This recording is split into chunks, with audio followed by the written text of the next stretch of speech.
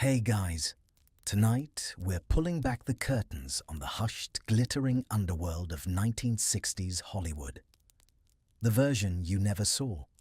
Not the red carpets and Oscar speeches, but the 3 in the morning phone calls, the cash-filled envelopes, the affairs and pregnancies and arrests, quietly erased by men whose names the public never learned. Tonight, we open those files. Before you get comfortable, take a second to like and subscribe, but only if you actually enjoy this. It helps our little community of night listeners find each other in the dark. Leave a comment telling me where you're listening from and what time it is. I love reading them in the morning, imagining all of you scattered across time zones, already halfway gone. Now, dim those lights. Switch on a fan, pull your blanket up, get comfortable. Turn your phone face down, soften your jaw, let your shoulders drop.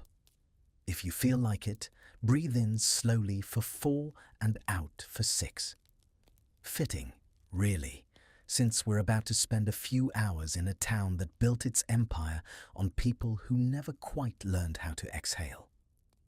There is nothing you need to remember tonight. Nothing you need to do. My voice will stay low and steady for the next couple of hours. No spikes, no jolts, no sudden surprises. You can drift whenever you like. The first chapter will arrive soon, quietly, like a train pulling into a lamplit station. Let's pause for a second. Have you ever wondered what it really felt like to be famous in 1962? To wake up in a pink bungalow at the Beverly Hills Hotel with a phone ringing you weren't supposed to answer? Have you ever wondered who picked up the phone when a starlet got arrested at 3 in the morning and how by breakfast it had simply never happened? What really went on inside the Villa Papa in Rome during the filming of Cleopatra? Who arranged the midnight abortions that kept careers alive? Which MGM fixer had a standing order with the Los Angeles Police Commissioner to bury arrest reports before the morning papers hit the porches of Pasadena? Which leading man married a woman he barely knew because his agent had opened an envelope of explicit photographs and quietly set them on his desk? Which blonde starlet was flown out of the Cal Neva Lodge in the summer of 1960, alone, to a clinic in Palm Springs that was not in any directory? Now, how did 20th Century Fox very nearly collapse because 2 married movie stars fell in love on a soundstage built to look like ancient Alexandria? Which singer's mistress kept a diary the CIA would later read with a cup of coffee and a red pen? Who paid the coroner? Who paid the priest? Who paid the husband? Whose Ferrari idled in a Brentwood driveway at 2 in the morning while a producer's wife watched through the curtains? Whose arranged marriage, in a Biltmore chapel in Santa Barbara, kept a studio's biggest star in the closet for 20 more years? Whose tears on which soundstage were real and whose were written into the contract? And perhaps my favorite question of all, how many of Hollywood's greatest love stories actually began with a typewriter in a darkened office, rewriting a memo that would never be seen? Tonight, every one of these questions will be answered, slowly, carefully, with no hurry at all. Congratulations. You've just woken up in 1960. It is January just before dawn, and you are standing invisible on a quiet street in Bel Air, watching the Pacific fog roll slow and silver down Sunset Boulevard. The neon of the Chateau Marmont still glows faintly above the palms. A milk truck rattles along Doheny. Somewhere to the south, the MGM whistle at Culver City is getting ready for the first shift. Eisenhower is still president. Kennedy is still only a senator. Every actor on every studio contract in this town has signed a morality clause, and a black Cadillac is, at this very moment, pulling slowly into a hidden driveway with its headlights off. The air smells of orange blossoms and warm Santa Ana wind. Good luck. Before we meet the stars, we have to meet the men who kept them alive. Not their doctors, not their agents, not their priests. The other men. The ones whose job it was to make the trouble vanish before the sun came up over the San Gabriel Mountains. Let us walk quietly, then, through the architecture of a secret. Because that is what the 1960s inherited from the Golden Age. An architecture built slowly over 40 years, brick by quiet brick, designed for a single purpose: to make sure that what happened on Rodeo Drive at 2 in the morning was never in the Los Angeles Times at 7. The chief architect was a man named Eddie Mannix. Edgar Joseph Mannix, born in 1891 in Fort Lee, New Jersey, the son of Irish immigrants, a man whose first real job was as a bouncer at Palisades Amusement Park, throwing drunks off a boardwalk on the Hudson.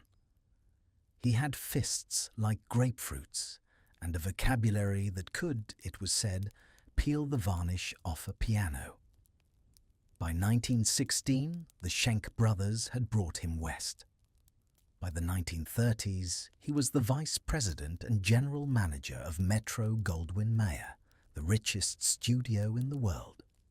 And by 1960, he was the most feared man in Hollywood that no civilian had ever heard of. Mannix did not produce films. Mannix did not cast films. Mannix kept the company out of the papers. That was the whole job. His partner in this work, his counterweight and his opposite in temperament, was a gentle, bespectacled man named Howard Strickling. Strickling was the head of MGM Publicity from 1933 all the way to 1969, which is to say, for the entire conceivable life of the studio system.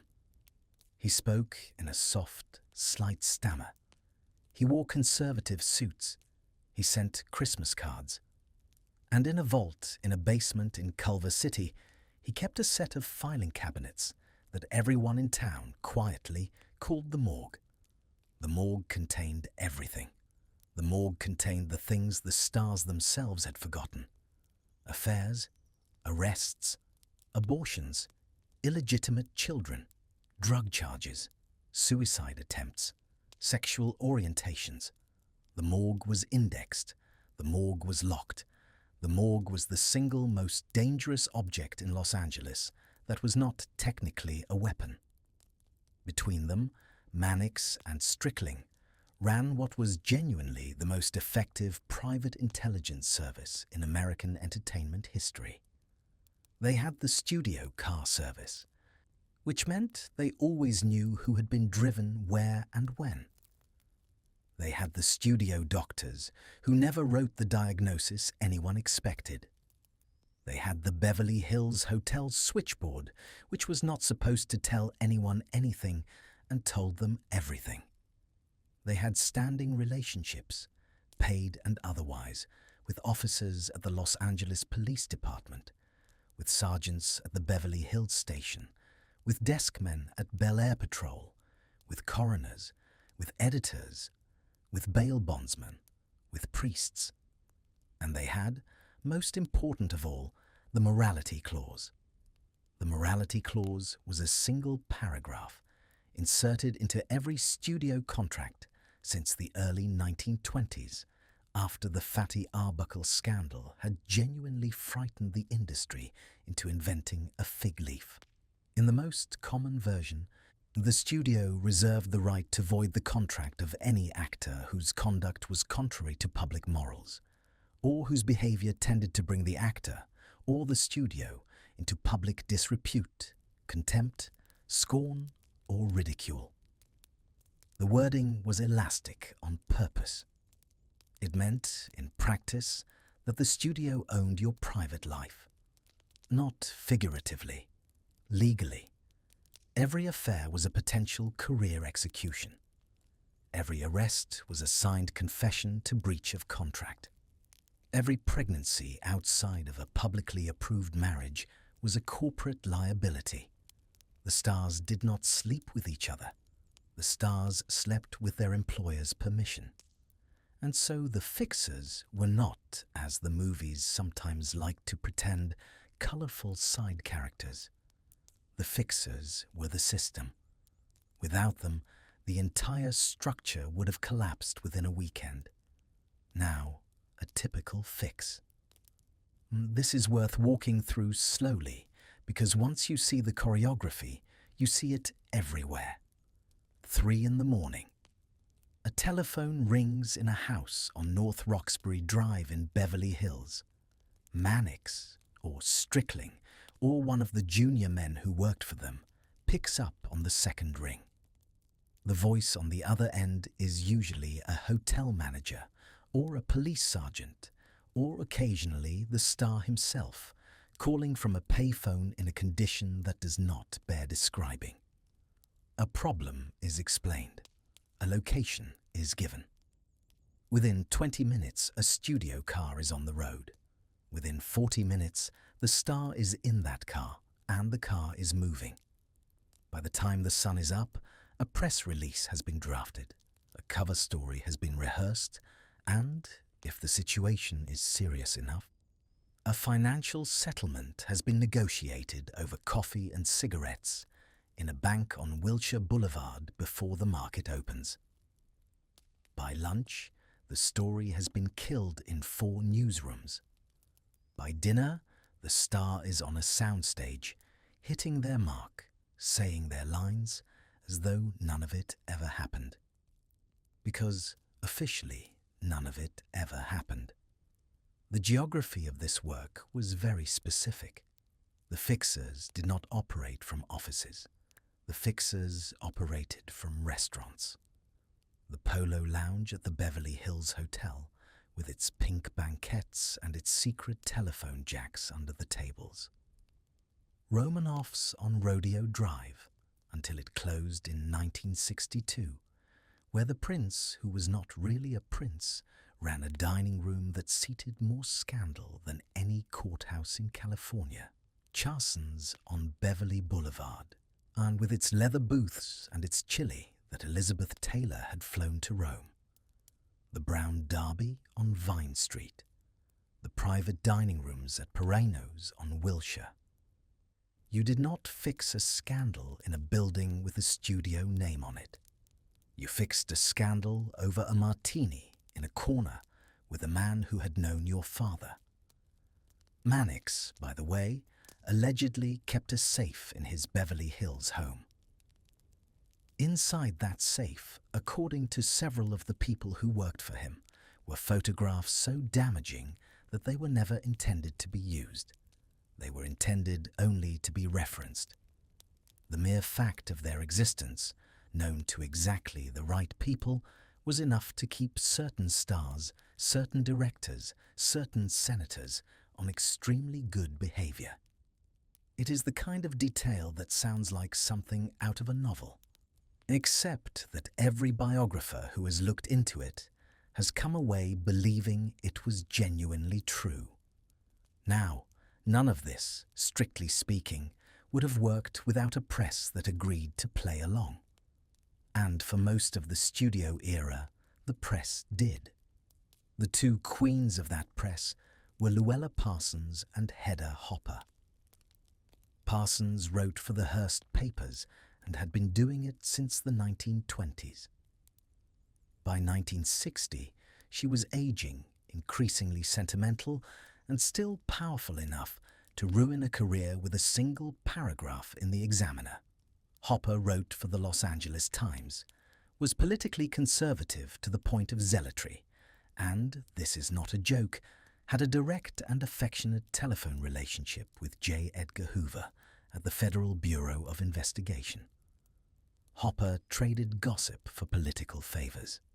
Hoover traded surveillance for column mentions. Both of them, in their way, were allies of the fixers, because both of them understood that the game only worked if everyone kept playing. And then, in 1952, somebody stopped playing. His name was Robert Harrison, and his magazine was called Confidential. Confidential did not care about access. Confidential did not want to be invited to the premiere. Confidential wanted the photographs the studios had paid to bury, and Confidential wanted them on the cover. By 1955, its circulation had hit 4 million copies an issue, which is a number that, even today, would be staggering. Hollywood panicked. The fixers spent almost 3 years trying to find a way to kill it. They finally did, in 1957, in a Los Angeles courtroom, in a trial styled The People of the State of California versus Confidential magazine. Maureen O'Hara, famously, produced her passport to prove she had not been in the booth at Grauman's, where the magazine had placed her. The prosecution's own chief researcher, a troubled man named Howard Rushmore, had an extraordinary breakdown on the stand. The jury hung. Harrison settled. Confidential was neutered, and within a few years it was a shadow of itself. But here is the interesting thing, the thing that matters for the decade we are about to live through. The defeat of Confidential did not restore the old silence. It changed the game. It taught the fixers that scandal magazines could, in fact, be beaten, but only if the industry was willing to fight in public, which the industry did not genuinely ever want to do again. So the fixers got more sophisticated. They stopped trying to kill every story. They started trying instead to shape every story. And so, in the 1960s, a new ecosystem grew up alongside the old one. The public relations firm of Rogers and Cowan, run by Henry Rogers and Warren Cowan, quietly became the most powerful non-studio publicity operation in Hollywood. Warren Cowan personally handled Marilyn Monroe. He would, within 2 years, be handling Elizabeth Taylor and Richard Burton. The Arthur P. Jacobs Agency did the same work from a different angle, representing Monroe herself, as well as Judy Garland and others. Where Mannix and Strickling had been in-house employees of a single studio, Rogers and Cowan and Jacobs were free agents for hire, loyal to the star rather than to Culver City. It was a subtle but important shift. The stars were, slowly, beginning to own themselves. Meanwhile, the old machinery was starting to rust. Eddie Mannix retired in 1963. He died that October in Beverly Hills of a heart condition at the age of 72. Howard Strickling outlived him by nearly 20 years, retiring quietly in 1969 and dying in 1982, having given only a handful of candid interviews in his final years, mostly to a patient biographer named Samuel Marks. The morgue, at some point in the late 1960s, was reportedly dismantled, its contents dispersed, destroyed, or, according to persistent rumor, quietly sold. Nobody has ever produced a definitive list of what was in it, and by the time Mannix was in the ground, the whole world that had made him necessary was already coming apart.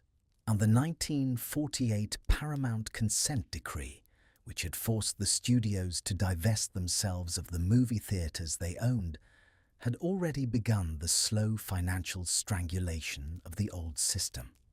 Television, which in 1950 had been in about 9% of American homes, was by 1960 in over 87%. The studios were no longer the only show in town. Their contracts got shorter. Their rosters shrank.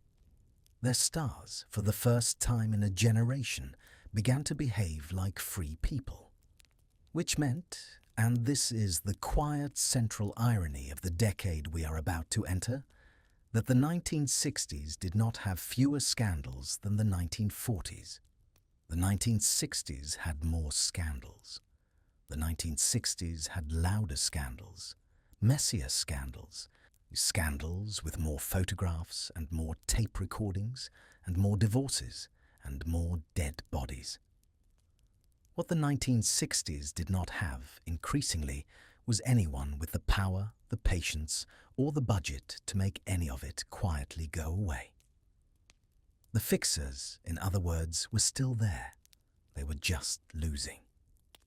Keep that in your mind softly as we move through the rest of this night.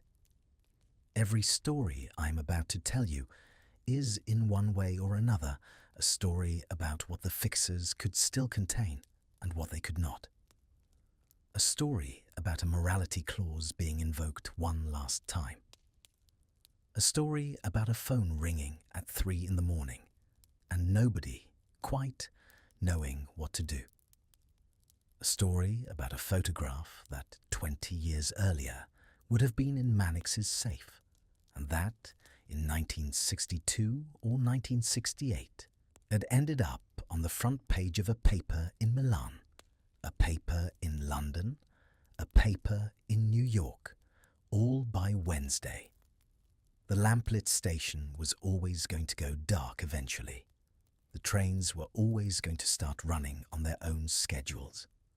And the passengers, the ones whose faces had been on 1,000 bedroom walls, were about to discover that nobody was coming to carry their luggage anymore. Which brings us, as it must, to Rome. Rome, in the winter of 1962, smelled of wet stone and espresso and exhaust from little Fiat taxis, and it was, for a few extraordinary months, the capital of the world's attention. Not because of the Pope, though the Pope was certainly paying attention. Not because of the Italian government, which was, as usual, quietly in crisis. Rome was the capital of the world's attention because, out at Cinecittà Studios on the Via Tuscolana, 20th Century Fox was attempting to finish the most expensive motion picture ever made, and the two people at the center of it had, inconveniently for everyone, fallen in love. To understand how we got to Rome, we have to go back to London, to the autumn of 1960, where Cleopatra had originally begun its life as a perfectly reasonable idea. It was going to be a big costume picture, budgeted at around $2 million, which was a substantial but not insane sum for an epic of its scale. Ruben Mamoulian, the veteran director of Queen Christina, was going to direct. Peter Finch was going to play Julius Caesar. Stephen Boyd, fresh from Ben-Hur, was going to play Mark Antony. And a young woman named Elizabeth Taylor, who had been a star since she was 12 years old, who was going to play the Queen of the Nile, for which she had demanded and somehow received the then unheard-of fee of $1 million. $1 million. For a single picture. No actress in history had ever been paid that. Taylor had asked for it, she later admitted, genuinely expecting the studio to laugh at her and go away. The studio did not laugh. The studio said yes.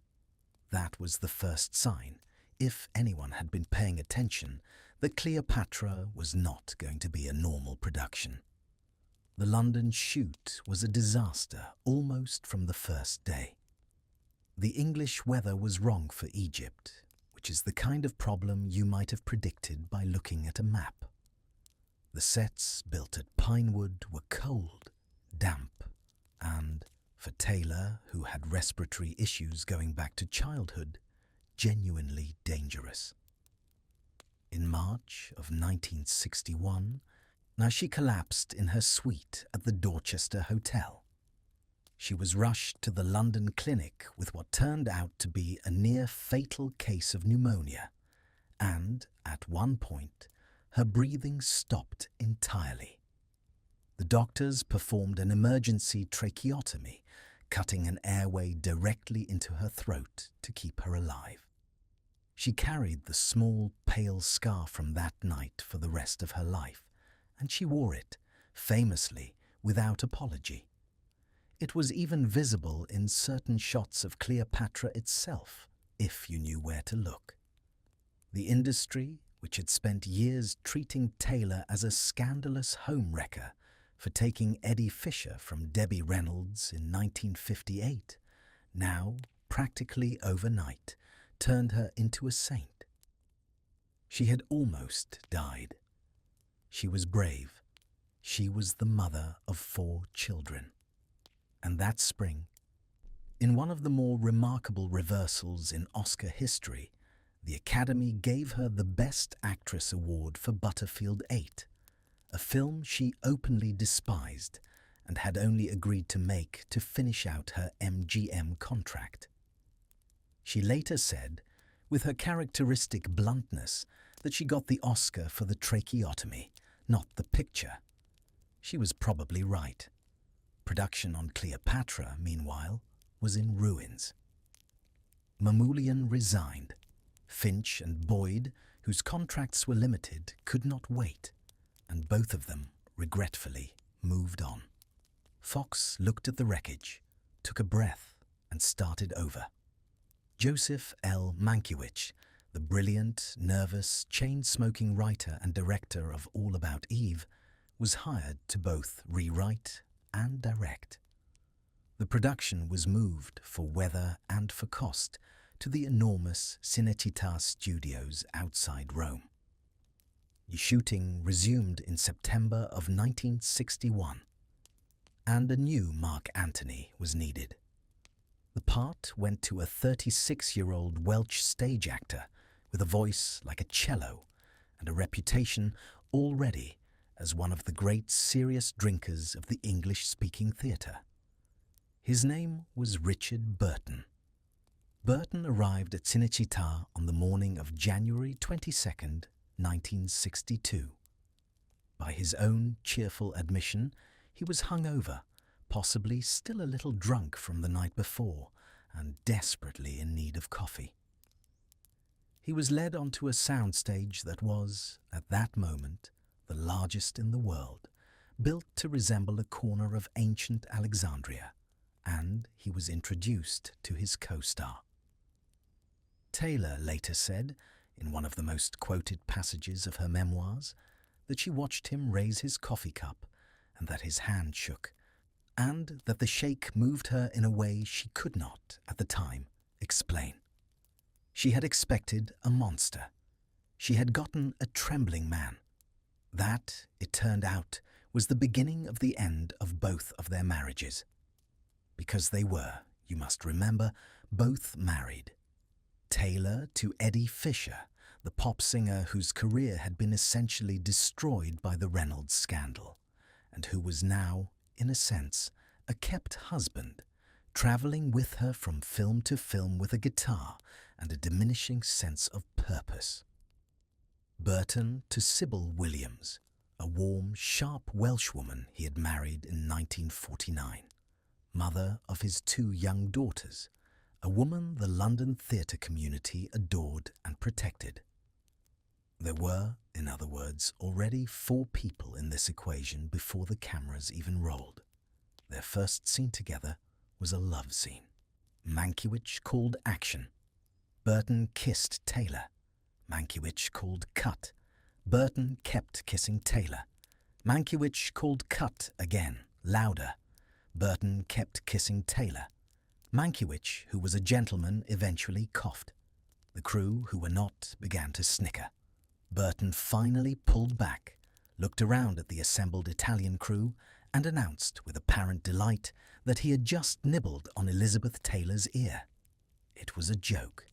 It was also a confession, and every grip, gaffer, and costume assistant on that soundstage knew, by lunchtime, that something had happened that no publicist on earth was going to be able to contain. The paparazzi understood this before anyone else did. The word paparazzi itself, by the way, had only entered the English language 2 years earlier, in 1960, by way of Federico Fellini's La Dolce Vita, in which a freelance photographer character named Paparazzo chases celebrities through the streets of Rome on a Vespa. The real-life inspiration for that character was a photographer named Tadzio Secchiaroli, who was, quite genuinely, a friend of Fellini's, and who, by 1962, was the most famous celebrity photographer in Europe. Secchiaroli and his colleagues set up a near-permanent encampment outside the Villa Papa, the rented villa on the Appia Antica where Taylor was living with her children. They waited on rooftops. They hid in trees. One of them, famously, climbed into an olive grove with a telephoto lens that was, at the time, the longest in commercial production, and came down a day and a half later with the photographs that changed everything. Those were the yacht photographs. On the 22nd of June, 1962, Burton and Taylor, who had clearly decided that discretion was no longer a priority, went out on a small boat off the island of Ischia. They were photographed from a distance, kissing. Within a week, those photographs were in every newspaper in the world. Within a month, they had been reprinted so often that printers in Tokyo, in Buenos Aires, in Helsinki, knew the images by touch. There was suddenly no place on earth where the affair was not public. There was, equally suddenly, no studio publicist who could make it private again. Fox was, to put it delicately, in trouble. The film's budget had crept up past $30 million, which was an unheard of sum, something like $300 million in the money of today. Spyros Skouras, the Fox president who had approved the picture, was forced out in the middle of the crisis. Daryl Zanuck, the old lion who had built the studio in the first place, came charging back in to take control. Eddie Fisher flew to Rome in a desperate attempt to see his wife and was, according to later accounts, all but physically prevented from reaching her. He flew back to New York, had a full nervous breakdown, and checked himself into a hospital. Sybil Burton, dignified as glass, packed her daughters and returned to London, where the photographers met her at Heathrow and took pictures of her crying quietly into a handkerchief. Those photographs, it must be said, did more damage to Burton's public reputation than anything the gossip columns were writing. And then the Vatican got involved. On the 13th of April 1962, the Vatican's weekly publication, L'Osservatore della Domenica, ran an open letter directed at Taylor by name. It accused her, in Italian and then in breathless international translation, of what it called erotic vagrancy. Erotic vagrancy. That is a real phrase that a real Vatican publication really used about a real movie star. Taylor, who had a dark and genuine sense of humor about herself, reportedly asked whether erotic vagrancy came with a passport, because she had so many of them already that one more would hardly matter. The United States Congress then joined the fun. A representative from Georgia named Iris Blitch wrote a formal letter to the Attorney General of the United States, who happened at that moment to be Robert Kennedy, asking whether Taylor and Burton could be legally barred from re-entering the country on the grounds of moral turpitude. Kennedy, who had, shall we say, certain other issues on his mind that summer, did not answer. The letter sat on a shelf. The world kept turning. Fox, meanwhile, was trying everything. They planted stories claiming the affair was over. The affair was not over. They threatened to fire Burton. Burton, who had never been fired from anything in his life, and who had a Welsh coal miner's sense of his own dignity, told them in detailed Anglo-Saxon language what they could do with that threat. They briefly considered writing the affair directly into the marketing of the picture, which is the kind of idea that looks good in a memo at 4 in the afternoon and looks like an act of surrender at 9 the next morning. In the end, they simply stopped trying to spin it at all and released the film. Cleopatra premiered in June of 1963. It was 4 hours and 3 minutes long in its original cut. It received mixed reviews and extraordinary box office, and it was, strictly in ticket sales, the highest-grossing film of 1963. It still did not, in the immediate term, earn back its costs. Fox was forced to sell its backlot in West Los Angeles to a developer, and that backlot, the place where so many of the studio's pictures had been filmed, became the skyscraper district now known as Century City. The studio, in other words, paid for the affair with its own land. The marriages, meanwhile, unravelled on their own timetable. Sybil Burton's divorce from Richard was finalised in December of 1963. She received what was, for the time, an enormous settlement, and she went on to build a second life in New York, opening a discotheque called Arthur, and becoming, quietly, one of the most respected women in Manhattan nightlife. Eddie Fisher's divorce from Taylor was finalized in March of 1964. And on the 15th of March 1964 in Montreal, Quebec, Richard Burton and Elizabeth Taylor were married for the first time. There would, eventually, be a second time. There is a detail worth sitting with here before we leave Rome. Fox was ruined, temporarily. The Kennedys were annoyed. The Vatican was furious. Sybil Burton and Eddie Fisher were heartbroken. And yet, and this is the part the publicists all noticed, quietly, without quite saying it out loud, Taylor and Burton came out of the scandal more famous than before. Not less bankable, more bankable. Their next film together, The VIPs, rushed into production in London, was a hit. The one after that, The Sandpiper, was a hit. The one after that, Who's Afraid of Virginia Woolf, won Taylor her second Oscar. The old logic, the logic Mannix and Strickling had lived by, was that scandal had to be buried because scandal destroyed careers. The new logic, the logic every press agent in town was quietly writing down in a notebook during the summer of '62, was that the right kind of scandal, a glamorous scandal, a scandal involving beautiful people and foreign cities and yachts, might not destroy a career at all. It might genuinely build one. Taylor was asked years later, in a 1974 interview, what she thought had happened between her and Burton that winter in Rome. She thought about it for a long time before she answered. She said they had been like two magnets. She said there had been nothing, really, that anyone could have done. She said it the way a person says something they have turned over in their hand every night for a decade and still do not entirely understand.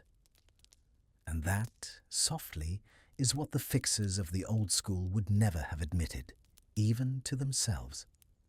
Sometimes two people simply want each other more than the entire apparatus of a motion picture studio wants them not to. Sometimes the Tiber is beautiful in February, and the umbrella pines smell of resin, and the espresso at the Bar Rosati in the Piazza del Popolo is very good, and a hand shakes over a coffee cup on a soundstage, and history begins to move in a direction no press release was ever going to stop. The Romans went home eventually. The cameras were packed. The sets of Alexandria were struck. Cinecittà returned to making smaller, quieter films.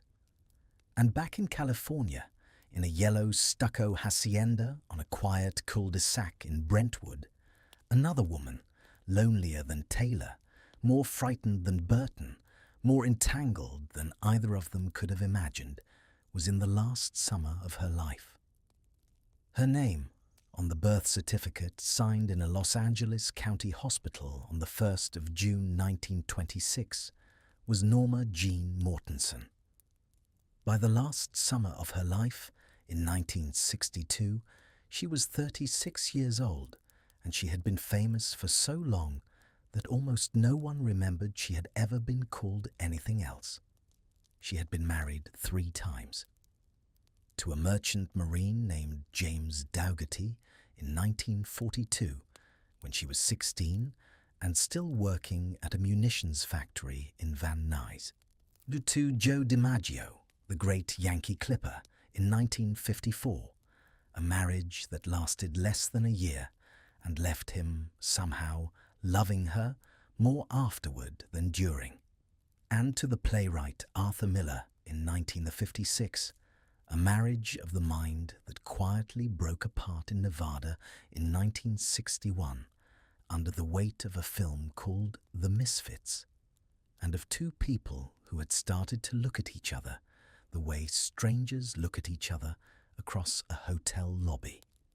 By February of 1962, she was alone for the first time in her adult life, and she had just, for the first time in her adult life, bought a house of her own. It was a small, single-story, Spanish colonial at 12,305 Fifth Helena Drive in Brentwood, tucked at the end of a dead-end street behind a white wall and a heavy wooden gate. She paid somewhere in the neighborhood of $77,500 for it, which was, for a woman who had been the biggest star in the world for a decade, a very modest sum. The house had red tile floors and a small pool and a little courtyard with a tiled fountain. She bought furniture for it in Mexico on a trip she took that spring, and she was still unpacking boxes the week she died. She was, in the spring of 1962, trying to finish a film for 20th Century Fox called Something's Got to Give.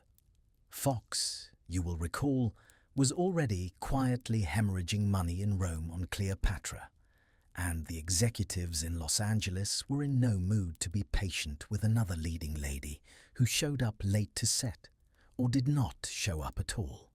Or showed up, and then could not remember her lines because the pills she had taken the night before to help her sleep had not yet worn off by 10 in the morning. She was absent from the set for 16 of the first 33 days of production. On the 8th of June 1962, Fox fired her. It was, at the time, an extraordinary thing to do to a star of her magnitude, and the press release announcing it was cold, in a way that suggested the studio had run entirely out of kindness. And yet, 2 weeks before she was fired, on the 23rd of May 1962, she had done something on that same soundstage that nobody had ever seen a major American star do since the 1930s. She had, for a swimming pool scene, quietly stepped out of her flesh-colored bathing suit underwater and swum, for the camera, nude. Although the photographer Lawrence Schiller had been allowed on set to take stills. The images, which ran later in Life magazine, were the first nude photographs of a major Hollywood star since the pre-code era. She was 35 years old in those pictures. She looked, as several people who saw the contact sheet said afterward, like a woman trying to remind the world, and perhaps also herself, that she was still there. To understand the last summer of her life, you have to understand the strange, dangerous, glittering social world that had grown up around her by 1962. And that world, more than anything else, centered on a beach house in Santa Monica. The house stood at 625 Palisades Beach Road, and it had been built in the 1920s by the publishing tycoon William Randolph Hearst for the actress Marion Davies. In the 1940s, it had been owned by Louis B. Mayer himself, the old lion of MGM. And by the early 1960s, it belonged to a British-born actor named Peter Lawford, who had married in 1954 a woman named Patricia Kennedy, who happened to be the sister of a young senator from Massachusetts.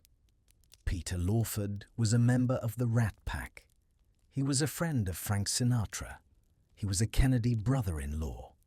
And he was, in a way that nobody quite wrote down in so many words, the pipeline through which the Kennedy family met the Hollywood family. It was at Lawford's beach house in 1961 that Marilyn was introduced to John F. Kennedy, by then the President of the United States, and, separately, to the younger brother, Robert, who was the Attorney General. What exactly happened between Marilyn and either man, or both, has been argued about for 60 years by writers with differing levels of access and differing agendas, and we will probably never entirely know.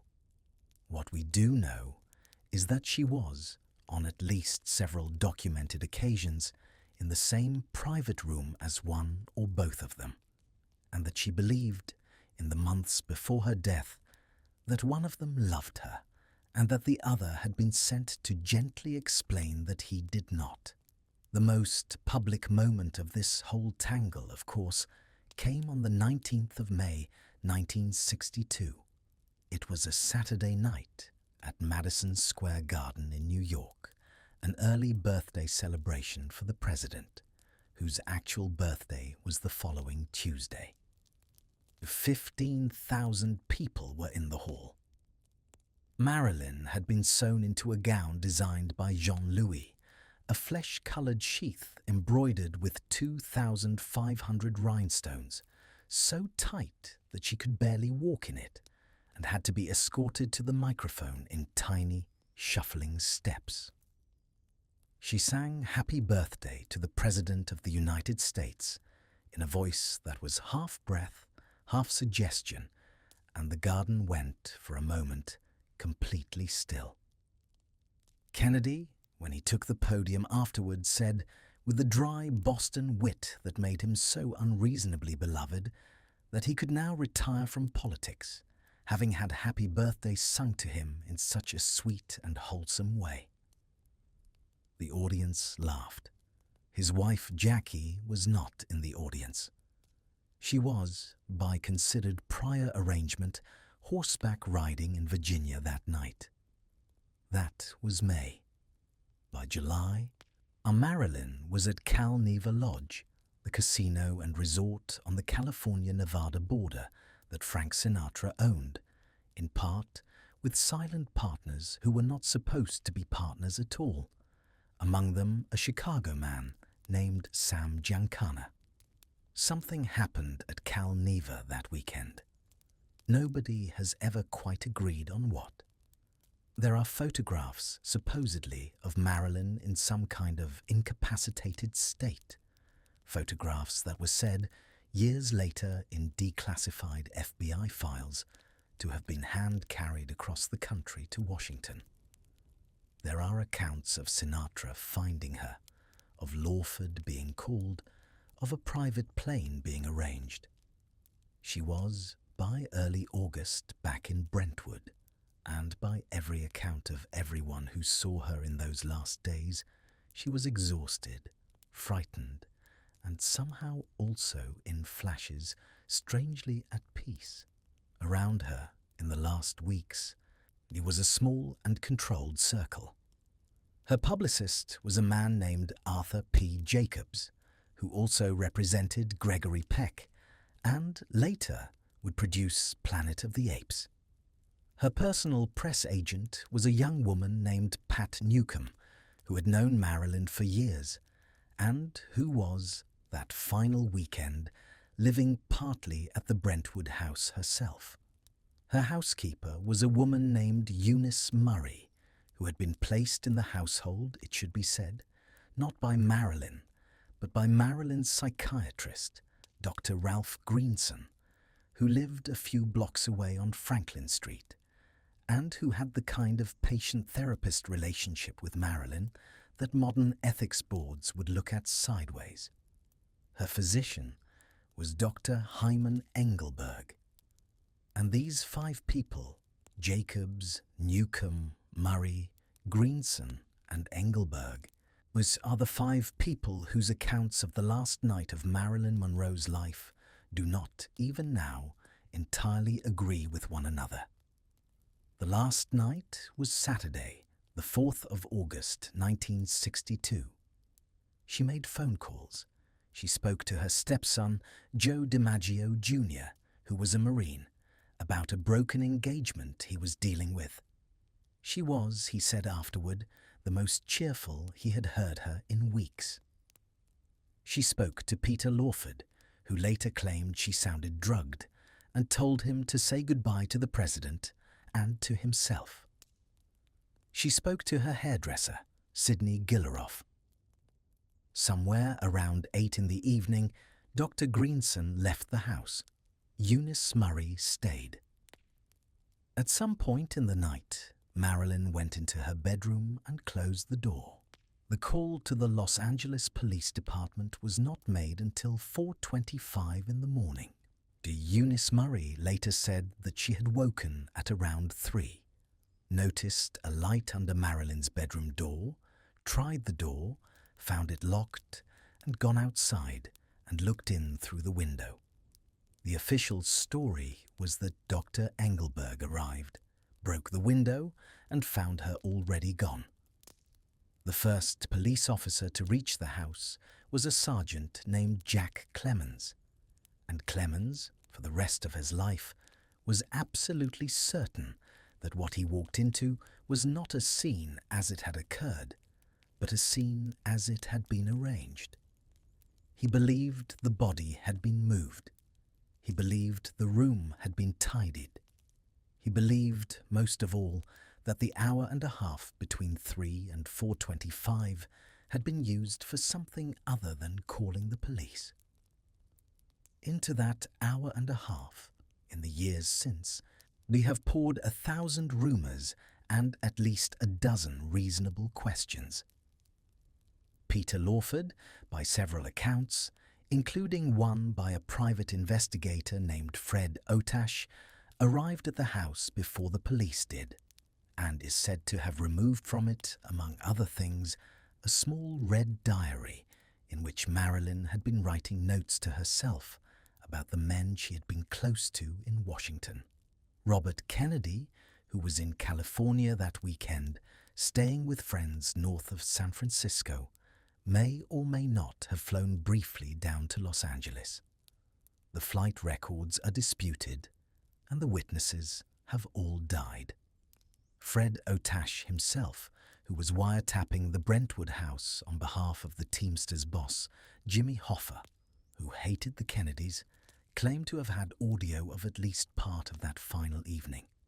His tapes, if they ever existed, never surfaced. The FBI had files on her.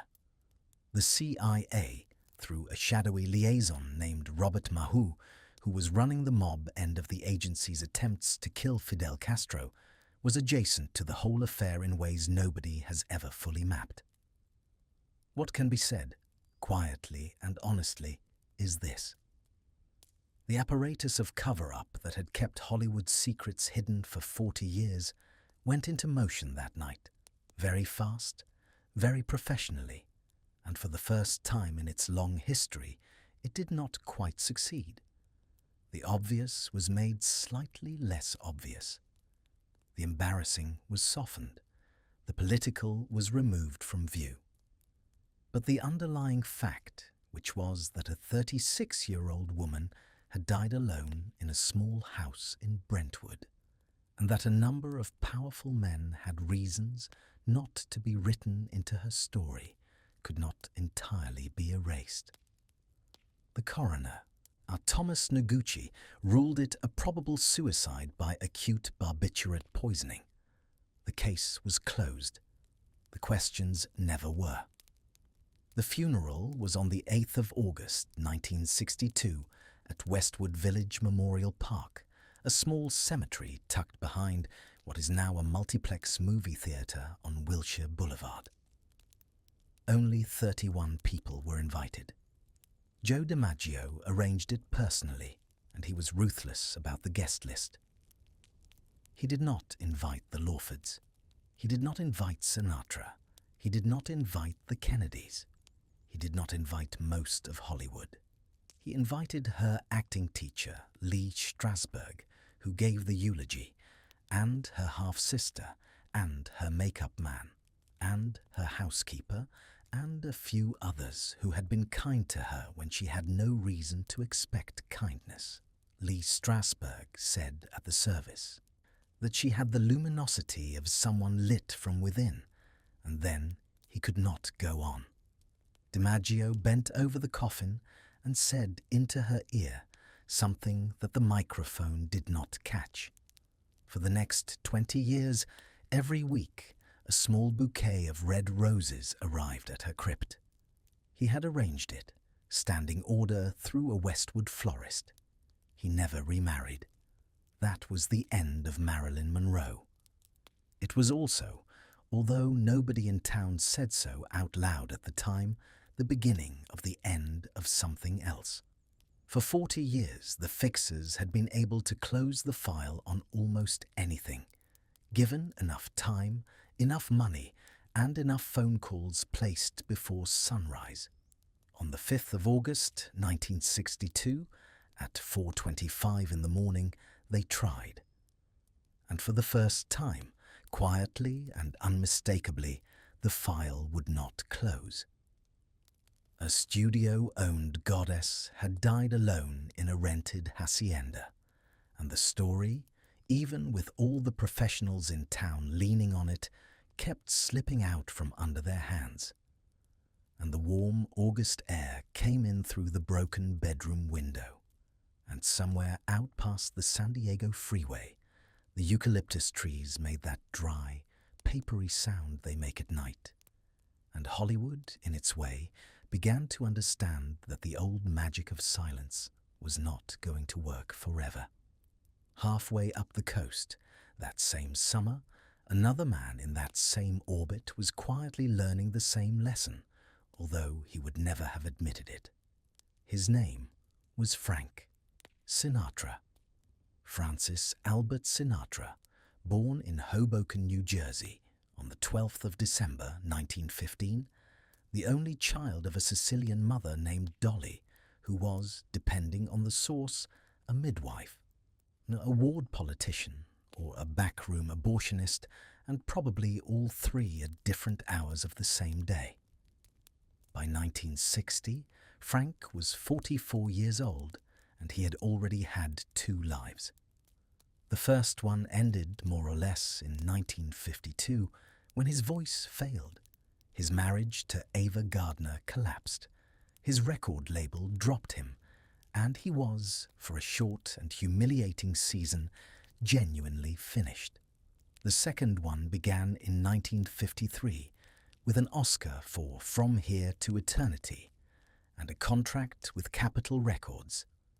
And by 1960, it had built him into something no American singer had ever been before, which was a kind of one-man empire that moved between records and films and casinos and politics with the easy, slightly dangerous confidence of a man who genuinely believed that rules were a thing other people had to follow. He had his own record label now, Reprise, founded in 1960 so that he could own his masters and sign his friends. He had a compound in Rancho Mirage, out in the desert past Palm Springs, with a swimming pool shaped like a grand piano, and a guest cottage he referred to, with cheerful bluntness, as the presidential suite. because he had added, at not inconsiderable expense, a helipad in the expectation that John F. Kennedy would be landing on it. He had, in the hills above the pool, a private flag that he ran up the pole to tell his friends he was home and drinking, and he had, by the bed in the master suite, a framed photograph of Ava Gardner that he kept there for the rest of his life, and through 3 subsequent marriages, which tells you, really, most of what you need to know about Frank and love. Around him, in the early part of the decade, gathered what the press called the Rat Pack, although Frank himself preferred to call it the Summit, or more often, simply the Guys. The group had started, in a manner of speaking, in the mid-1950s around Humphrey Bogart and Lauren Bacall in Holmby Hills, a loose dinner party crowd who amused themselves by pretending to be disreputable. After Bogart died in 1957, Frank, with his instinct for inheritance, quietly picked up the name and rebuilt the thing around himself. The new Rat Pack was Frank and Dean Martin and Sammy Davis Jr. and Peter Lawford and Joey Bishop and, by extension, anyone Frank happened to be speaking to that week. And their unofficial clubhouse was the Sands Hotel in Las Vegas, where, between the 20th of January and the 16th of February 1960, they performed what they called the Summit in the Copa Room at night, while filming Ocean's 11 by day. The same men who were robbing 5 casinos in the movie were, in the evenings, filling one of those casinos to capacity, and the whole city, for about 4 weeks, was essentially a Sinatra production.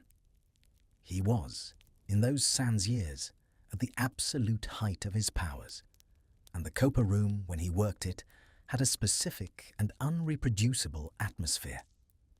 Cigarette smoke rose in blue layers to the low ceiling. Ice clinked in rocks glasses of Jack Daniels. Women in beaded dresses leaned forward in their banquettes. Men in dinner jackets laughed at jokes they would not remember in the morning. And Frank, on stage, in a tuxedo tailored within a 1/4 inch of his actual body, sang love songs to a room full of people who had, almost all of them, at some point that week, done something they would prefer their spouses not to know about. The Rat Pack were not there to be admired. They were there to be envied, which is a much more profitable emotion. The women of Frank's 1960s would make their own long list, and the list tells a particular story, which is that Frank fell in love easily and for real, and then, almost without fail, panicked.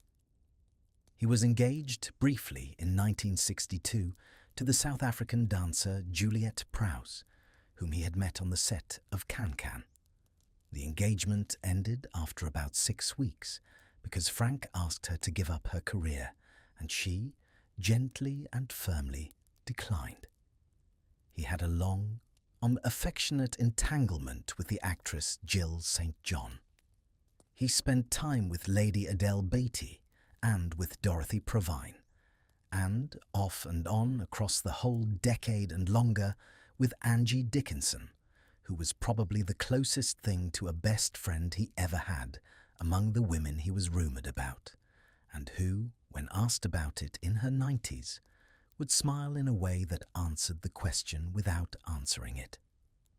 And then, in 1964, on the 20th Century Fox lot, he met a 19-year-old actress named Mia Farrow, who was filming a television soap opera called Peyton Place, and who weighed, by her own later estimate, about 90 pounds. He was 48. She was the daughter of a director and an actress he had known for 20 years. By every measure of sense, it should not have happened. It happened anyway. They married at the Sands Hotel on the 19th of July, 1966, in a ceremony that lasted about 4 minutes. Less than 2 years later, Frank sent a lawyer to the New York set of Rosemary's Baby, where Mia was filming for Roman Polanski, with divorce papers, because she had refused to drop out of the film to make the detective with him. It was, in its way, the most Sinatra thing he ever did. He married her because she was young and strange and bright, and he divorced her because she would not do what he wanted, which was, in the end, exactly the same reason Juliet Prowse had walked away. All of this, by the way, Howard Strickling could no longer help him with.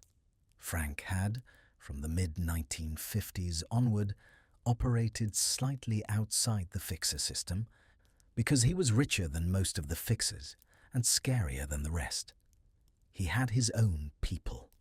He had Jilly Rizzo, his bodyguard, driver, and one-man Praetorian Guard.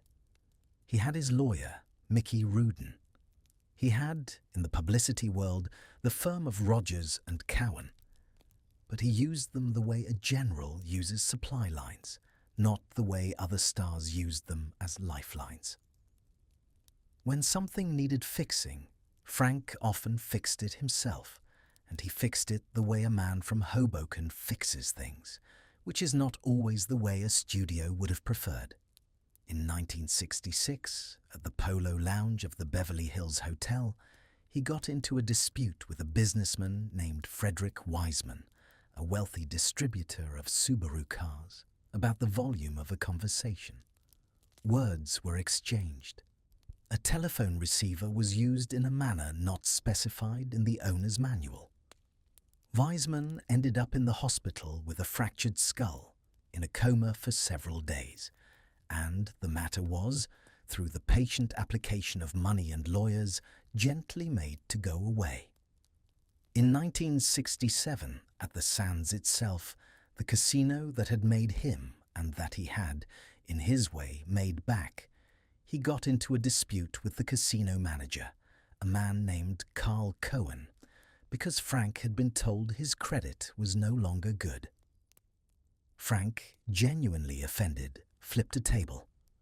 Carl Cohen, less genuinely offended, but physically larger, responded by punching Frank in the mouth and knocking out the caps on his 2 front teeth.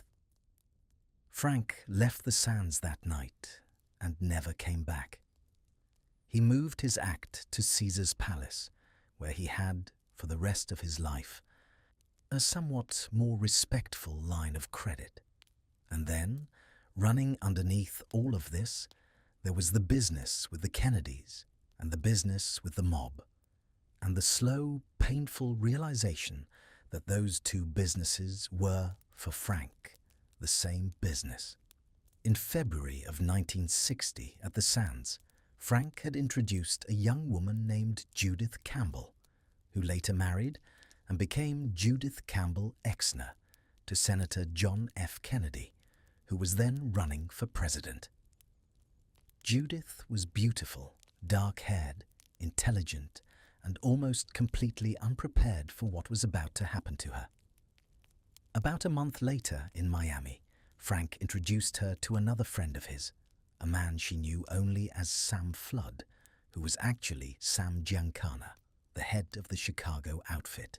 Within a short span of time, she was sleeping with both the future president of the United States and the boss of the Chicago Mafia, and she was, without fully understanding it, a living courier between the 2 worlds. Her affair with Kennedy continued into his presidency.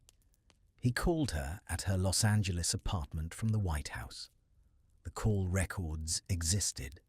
J. Edgar Hoover, who missed nothing, had the file.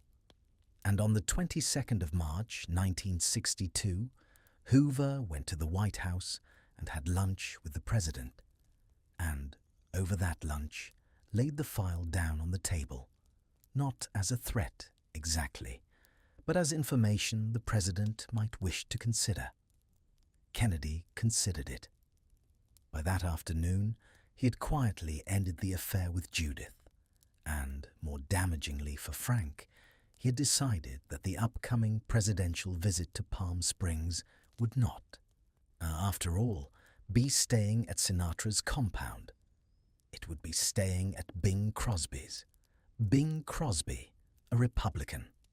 Frank, when he got the news, went out to the freshly poured helipad with a sledgehammer and, according to his valet, George Jacobs, spent about an hour breaking it back up into rubble by hand. He did not speak to Peter Lawford, who had delivered the message for the rest of Lawford's life.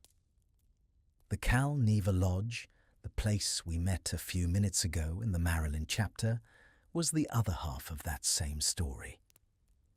Frank had bought into the Cal Neva in 1960, had poured money into it, loved it the way a man loves a boat he cannot really afford.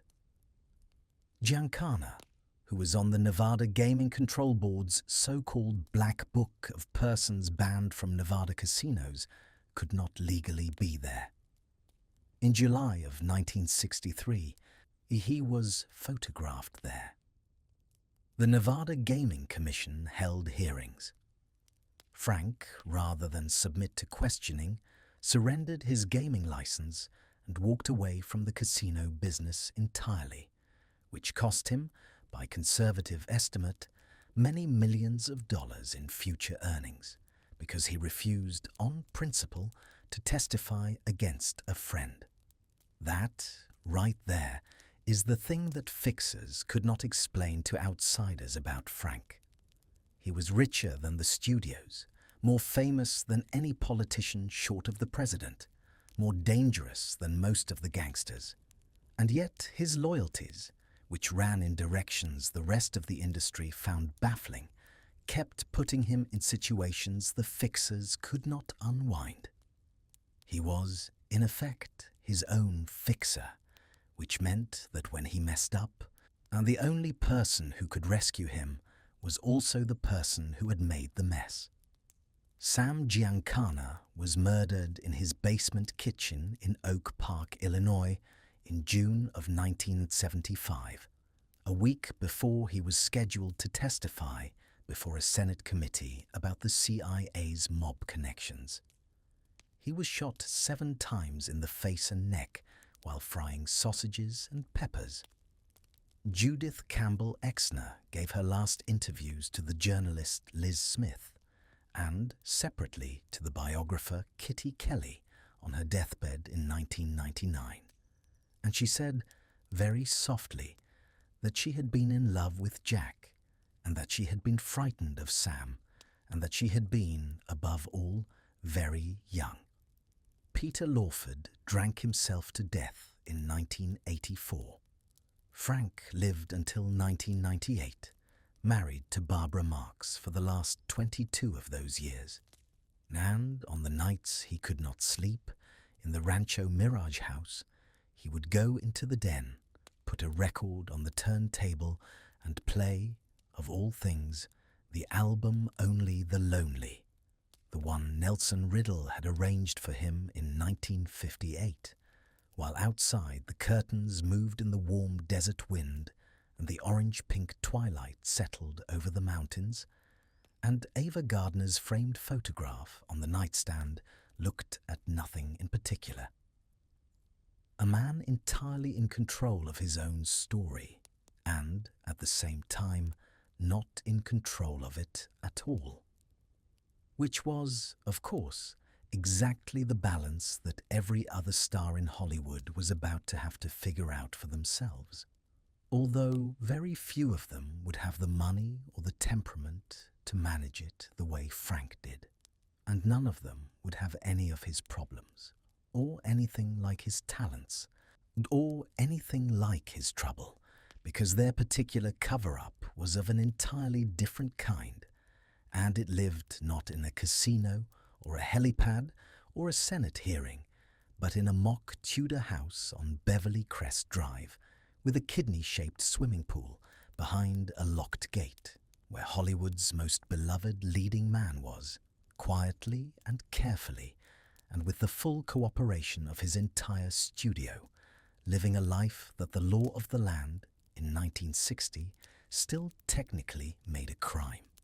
That house, that pool, that leading man, and that crime were all, in a sense, the creation of a single agent, a man named Henry Wilson, who is one of the most unsettling figures in the history of Hollywood and one of the most important, and who, if you have never heard of him, has spent the last 60 years earning that anonymity the hard way. Henry Wilson ran a talent agency out of an office in Beverly Hills, and his specialty from the late 1940s through the mid-1960s was what the industry politely called physical types. He signed handsome young men, usually broke, usually from the middle of the country, usually with teeth that needed fixing and names that needed changing, and he rebuilt them into movie stars. He is the reason there was a tab hunter born Arthur Kelm. He is the reason there was a Guy Madison born Robert Mosley. He is the reason there was a Rory Calhoun born Francis Timothy McCown. He liked the names to sound like geological features or weather events, short and hard and vaguely American. And in 1948, a friend of his brought into his office a tall young truck driver from Winnetka, Illinois, a former Navy aircraft mechanic named Roy Harold Scherer Jr., who had no training and could barely get through a single line of dialogue without his voice cracking, and who was, by any sensible assessment, unusable. Wilson looked at him for a long moment and said, "I think we will call you Rock. Rock Hudson, because the Rock of Gibraltar was solid and the Hudson River was long, and because the combinations sounded like nothing on earth but a movie star." He sent him to voice coaches. He sent him to a dentist. He sent him to an acting teacher. He reshot the teeth. He reshot the voice. He reshot the posture. And he sent him out on publicity dates with starlets, because the one thing Wilson knew, better than anyone else in Hollywood, was what needed to be hidden. Wilson himself was gay, though the word was not used. And most of the young men he signed were gay, and the entire structure of his agency was, in a way, a protection racket built out of the deepest understanding of what the industry would tolerate and what it would not. In 1955, the protection racket came very close to failing. Confidential magazine, the scandal sheet we met earlier, was preparing a cover story on Rock Hudson's private life, complete with specific names and specific addresses, and the specific kind of detail that would have ended his career overnight. Wilson, faced with an ending he could not accept, made a deal. He traded to Confidential through intermediaries a different story about a different client, the actor Rory Calhoun, who had, as a teenager, served time in a federal penitentiary for car theft. Well, the Calhoun story ran in the May 1955 issue of Confidential under the title Movie Star's Hidden Past. The Hudson story did not run. Calhoun's career survived barely because he had the good sense to get ahead of it and laugh. But the point, for our purposes, is that Wilson had sold one client to save another, which is the kind of mathematics that only gets done in rooms where no one wants the lights turned on. That was not enough, and Wilson knew it was not enough. A few months later, on the 9th of November 1955, at the Biltmore Hotel in Santa Barbara, Rock Hudson married Wilson's secretary, a woman named Phyllis Gates, in a small ceremony arranged on a few days' notice. Whether Phyllis knew the whole truth at the time, or whether she only came to know it later, is something biographers still argue about. She was a smart, composed, attractive woman in her late 20s, and she was, in effect, hired. The marriage lasted just under 3 years. It was lived mostly in separate bedrooms. It ended in a divorce court in 1958 with a financial settlement and a confidentiality agreement. And it did exactly what it had been built to do, which was to put the question of Rock Hudson's bachelorhood quietly to bed for the most dangerous years of his career. And then Rock Hudson, released from the marriage, became, over the course of the next decade, the single most beloved leading man in American cinema. He made Pillow Talk with Doris Day in 1959, and the two of them together invented a kind of romantic comedy that no one had quite seen before and no one has quite repeated since. He made Lover Come Back in 1961 and Send Me No Flowers in 1964, and somewhere in there he made Giant with James Dean and Elizabeth Taylor, which he had actually filmed in 1955, but which hung over the rest of his career like a marker of what he was capable of when a director pushed him. He was, by 1960, Universal Studios' biggest single asset, the star on whose shoulders the studio's annual balance sheet visibly rested, and he was, at the same time, a man who could not legally, in most of the United States, sleep with the person he wanted to sleep with. Because that is the part of this story that is easy to forget and worth sitting with for a moment. Or in 1960, consensual same-sex activity between adults was a criminal offense in every single state of the Union except Illinois, which had quietly decriminalized it in 1962 after a revision of its penal code. Everywhere else, including California, it was a felony. The Los Angeles Police Department maintained an active vice squad that raided gay bars in Silver Lake, in West Hollywood, in Santa Monica, arresting men by the dozen, publishing their names in the morning papers, ending their careers and sometimes their marriages. On New Year's Eve of 1966 into 1967, plainclothes officers raided the Black Cat Tavern in Silver Lake, beating patrons who had been kissing at midnight, which triggered protests 2.5 years before the Stonewall Uprising in New York. This was the legal environment in which Rock Hudson, the wholesome, romantic lead of Pillow Talk, quietly lived his actual life.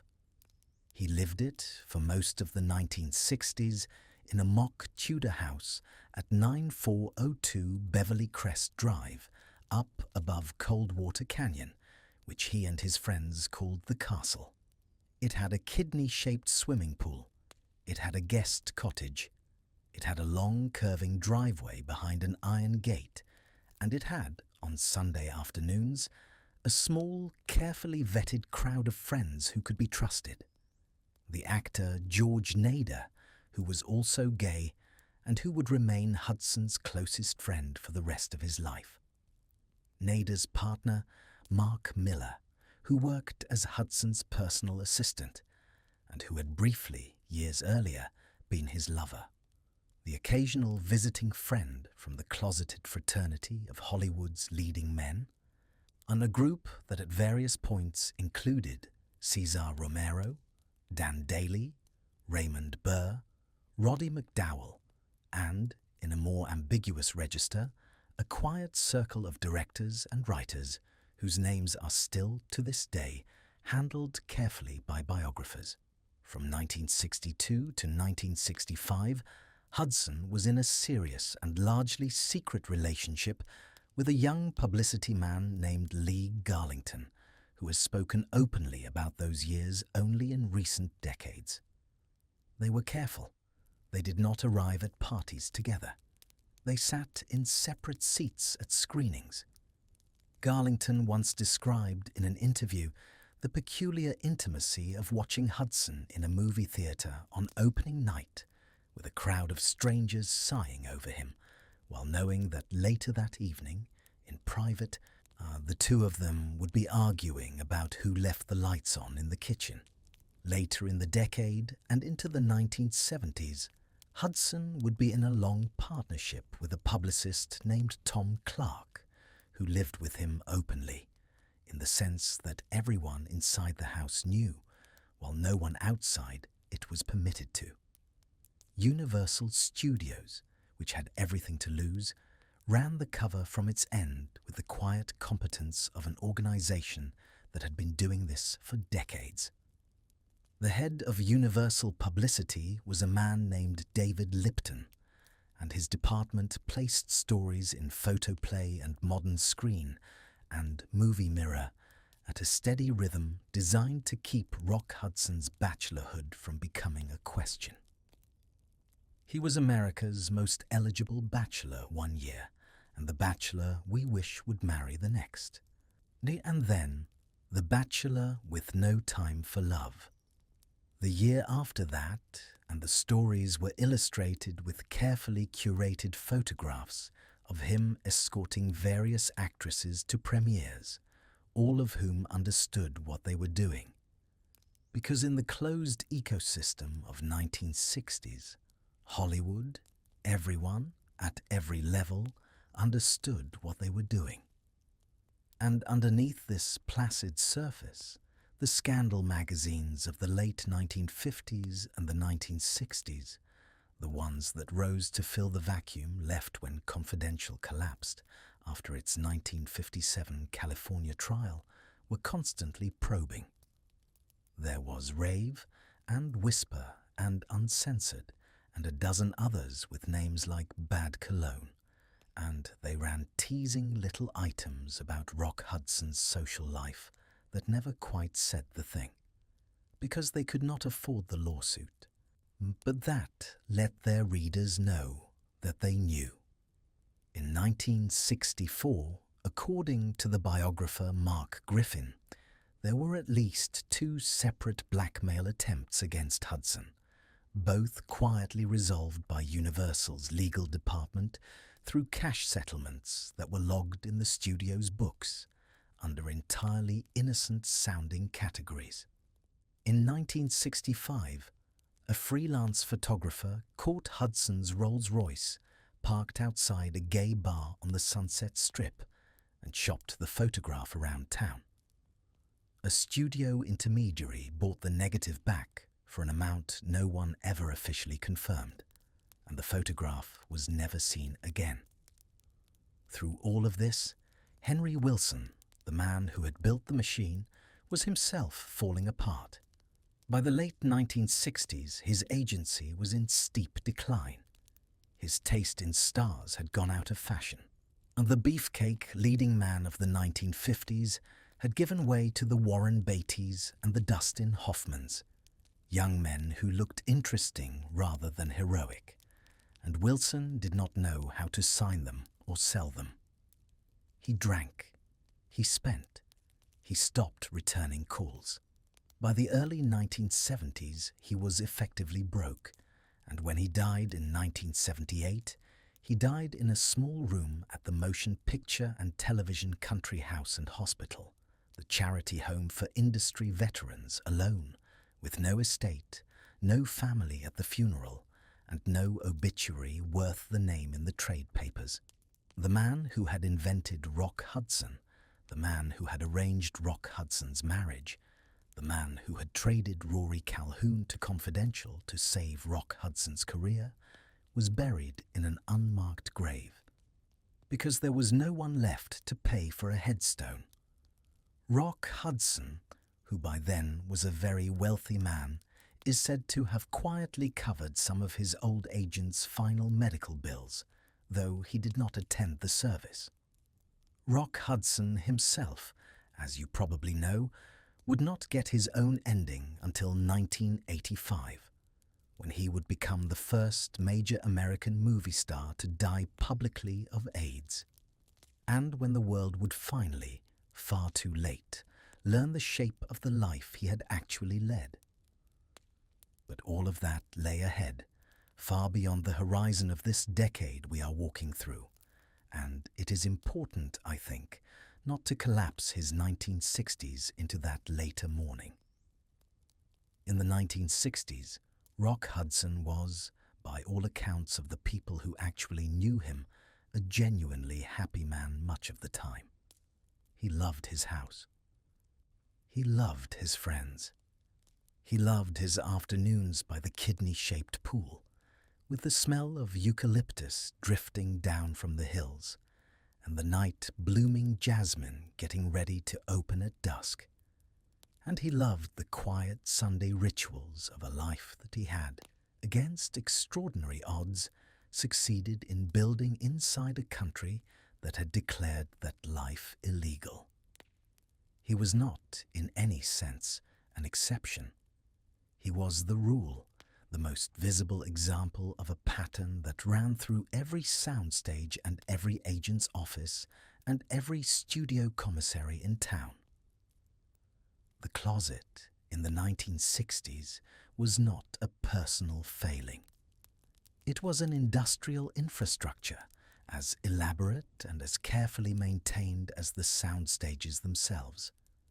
And it was staffed by publicists and lawyers and agents and studio executives and friendly columnists and friendly cops and friendly editors, all of whom understood that their job was to keep a certain number of America's most beloved faces from ever having to answer a certain specific question in public.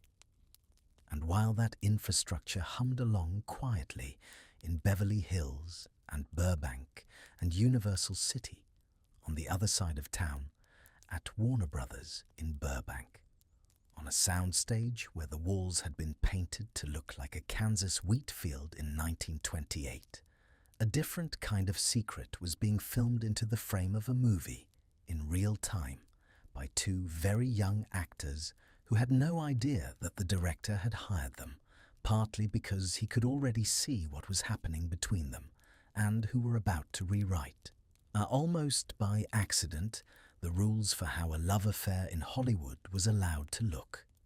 That soundstage was on the Warner Brothers lot in Burbank in the late spring of 1960, and the two very young actors were Natalie Wood and Warren Beatty, and the director watching them was Elia Kazan, who had made a career out of finding exactly this kind of heat and aiming a camera at it. Natalie Wood had been in the movie business since she was 4 years old, and she had the peculiar, slightly haunted composure of a person who had been professionally charming since before she could read. She had been born Natalia Nikolaevna Zakharenko on the 20th of July, 1938 in San Francisco, to Russian immigrant parents who had escaped the revolution with their teeth and their superstitions intact, and who had, from the moment their daughter's dark eyes began working on strangers at the corner market, understood that this child was going to carry the family on her shoulders for the rest of her life. Her mother, Maria, was, by every account, a formidable woman in the specific way that a certain kind of stage mother can be formidable, which is to say that she treated her child's talent as a family-owned mineral deposit that had to be extracted with care and sold at the highest possible price. Natalie gave her that. She was Susan Walker in Miracle on 34th Street in 1947, the skeptical little girl who learns to believe in Santa, and she was still skeptical and still learning to believe in things for the rest of her life. She was 16 years old when she was cast in Rebel Without a Cause, and she fell, almost immediately and entirely inconveniently, in love with its director, Nicholas Ray, who was 43 years old and married. That affair, which Warner Brothers learned about quickly and buried quickly, was the first cover-up of Natalie Wood's career, and it was handled by a studio publicity department that was still, at that point, entirely capable of handling such things. The morality clause was quietly invoked as a threat, not against her, but against him, and the two of them were kept out of the papers, and Rebel went on to become the legend that it became. and Natalie went home to her mother. And her mother, according to her sister Lana's later memoir, did not, somehow, seem entirely unhappy about the whole thing. That was the kind of family this was. By 1957, at the age of 19, Natalie Wood married Robert Wagner. And here, you have to slow down for a moment and appreciate the particular period perfection of Robert Wagner. He had been born in Detroit on the 10th of February 1930, and he had been groomed by 20th Century Fox, and then by his agents to be exactly the kind of clean, dark-haired, square-jawed American leading man that the 1950s were about to stop making. He was handsome in a way that photographed well in a dinner jacket. He had the smile of a young man who had never, in any meaningful sense, been told no. They were married on the 28th of December, 1957, in Scottsdale, Arizona, in a ceremony so photogenic that Hedda Hopper wept into her telephone receiver.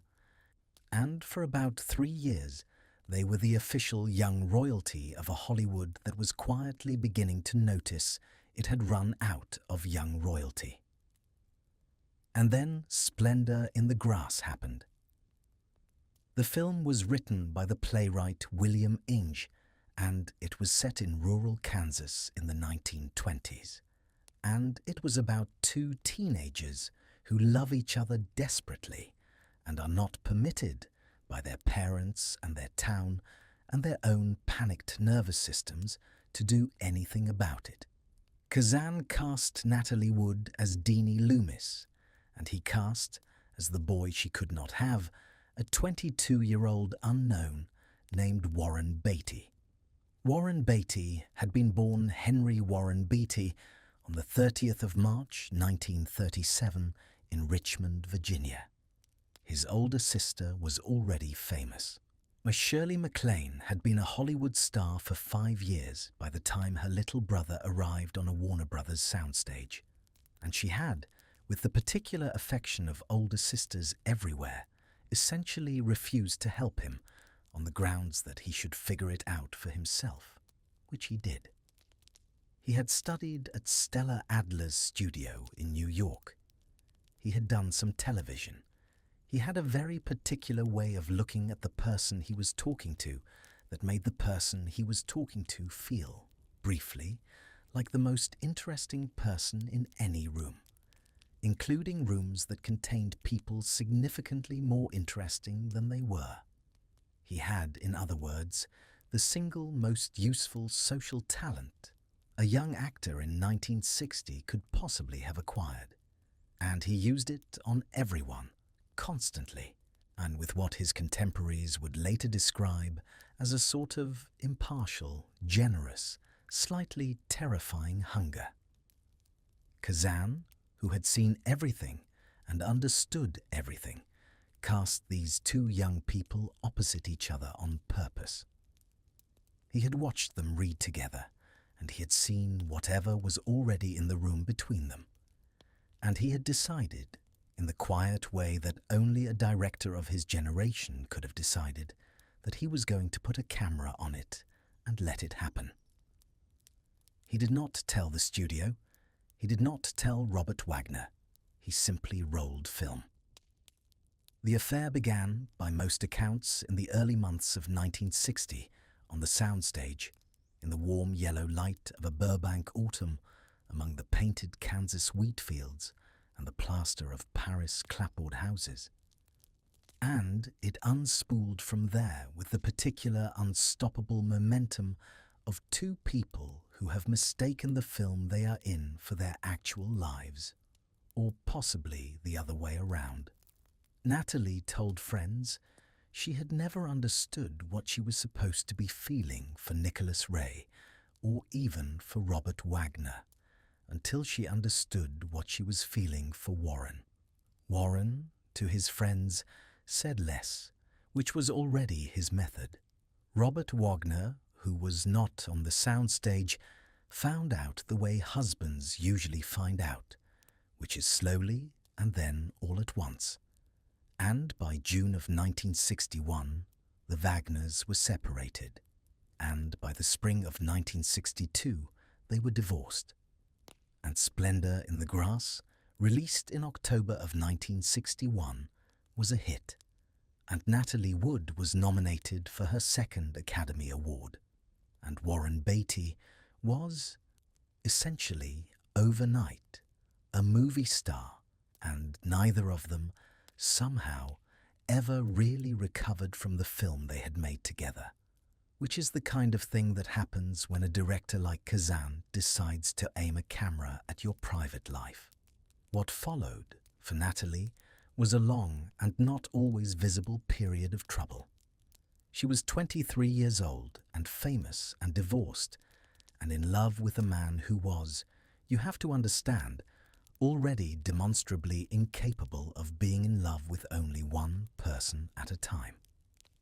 Warren Beatty's 1960s, considered from a certain distance, look less like a romantic biography and more like a remarkably efficient logistical operation.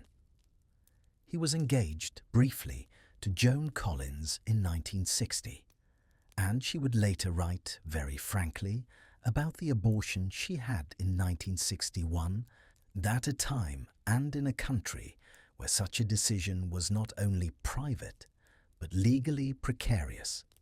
He drifted into a long, complicated relationship with the actress Leslie Caron, whose marriage to the theatre director Peter Hall collapsed publicly in 1965, with Beatty named as correspondent, which cost Caron temporary custody of her children, and cost Beatty nothing at all, because this was the moment, precisely, when the old rules were ending.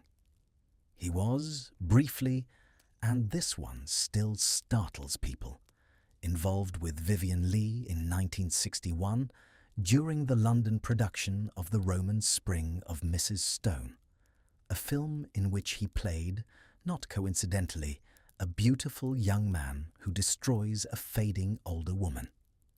And by 1967, he had begun the relationship with Julie Christie that would define the second half of his decade, running through Bonnie and Clyde and McCabe and Mrs. Miller and into the 1970s. Somewhere during all of this, he acquired a small, unassuming house off Mulholland Drive at the top of the hill, and the house became something of a local legend in a town that was not easy to impress. One writer later described the visitor traffic there as an almost monastic rotation, which is the kind of phrase that requires a particular sense of humor about the word monastic. Beatty lived there for most of the decade without a wife, without children, without, apparently, a great deal of furniture. And the people who went in and out of that house included some of the most famous women in the English-speaking world. And the ones who were not yet famous often became famous shortly afterward, which was either coincidence or a kind of accidental career service. Natalie, through all of this, was trying to stay upright. In 1966, after a series of disappointments in her work and in her private life, she attempted suicide, an event that was, at the time, quietly kept out of the papers by the last remnants of the studio publicity apparatus, and which she spent years afterward in psychoanalysis with a Los Angeles psychiatrist named Dr. John Linden, slowly unknotting.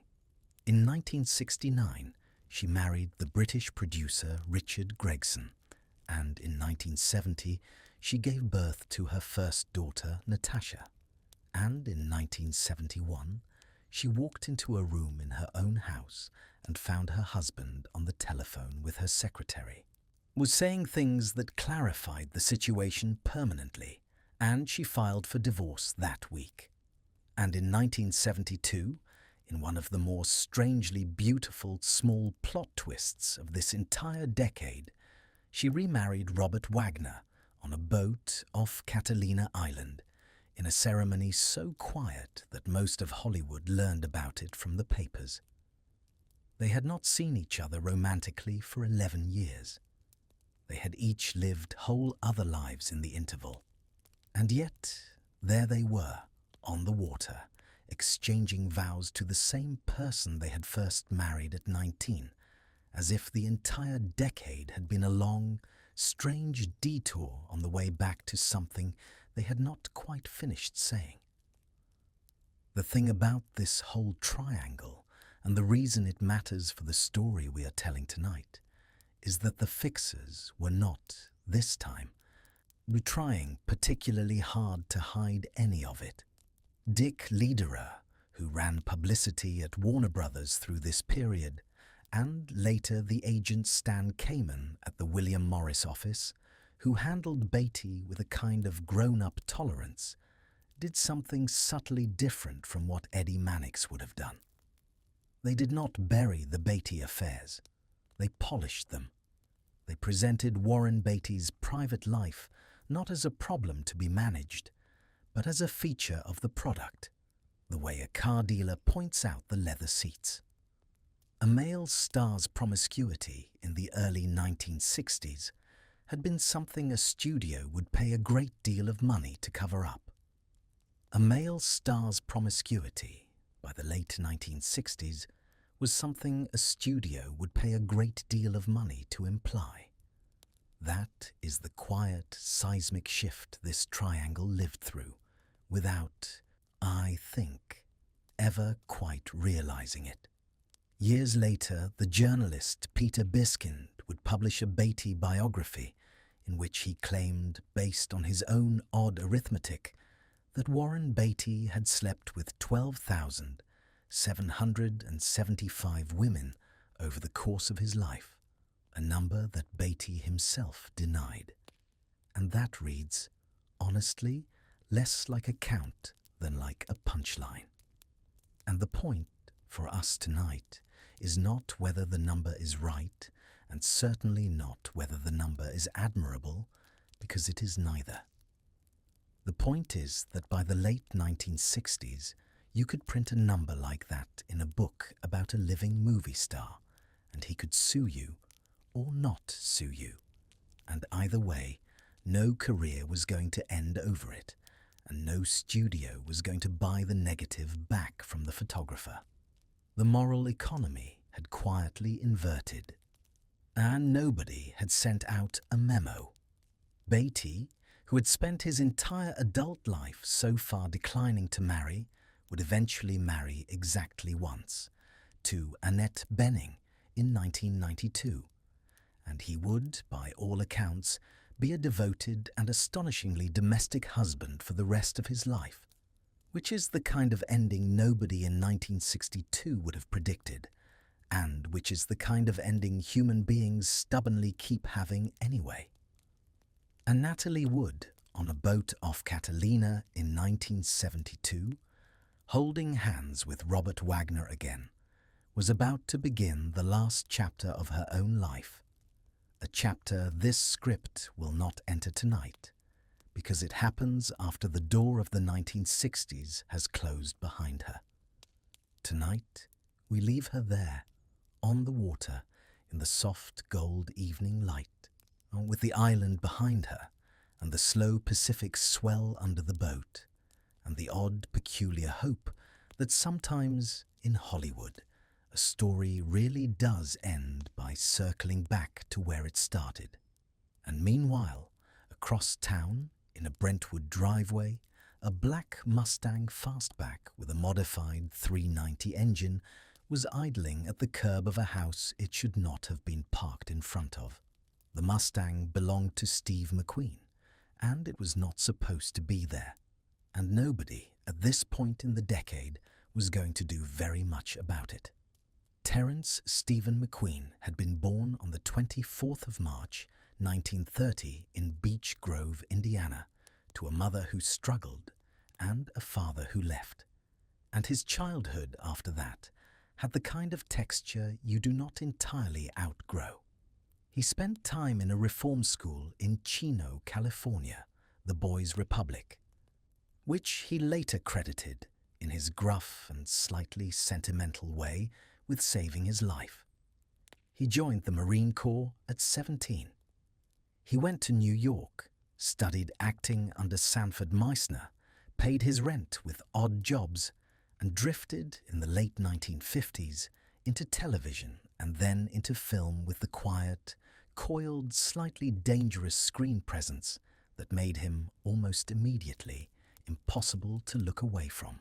He married the dancer Neela Adams on the 2nd of November 1956 in a small ceremony in Mexico, and they had 2 children, Terry and Chad, and Nyla, for most of the decade that followed, held that marriage together with a kind of patient, exhausted ferocity that a person can only sustain for so long. By the early 60s, McQueen was a star.